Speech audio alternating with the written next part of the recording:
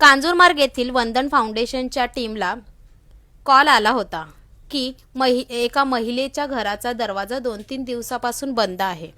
त्यानंतर वंदन फाउंडेशनचे अध्यक्ष फ्रान्स कांबळे यांच्या मार्गदर्शनाखाली आमची टीम तात्काळ घटनास्थळी पोहोचली। आमची टीम घटनास्थळी पोहोचली असता माहिती घेतल्यानंतर स्पष्ट झालं की ती महिला मृत अवस्थेत होती व शव पूर्णपणे सडलेला होता। त्यानंतर स्थानिक पोलिसांच्या सहकार्याने पंचनामा करून आवश्यक कागदपत्रे तयार करण्यात आली आणि शव राजावाडी रुग्णालयात पुढील तपासण्यासाठी हलवण्यात आला। यावेळी वंदन फाउंडेशनचे उपाध्यक्ष विकास कांबळे, प्रतीक सुर्वे, तन्वी कटारनवरे तसेच वंदन फाउंडेशनची संपूर्ण टीम उपस्थित होती।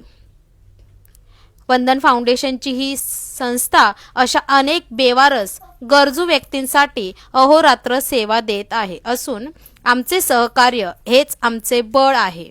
धन्यवाद। वंदन फाउंडेशन, चेंबूर।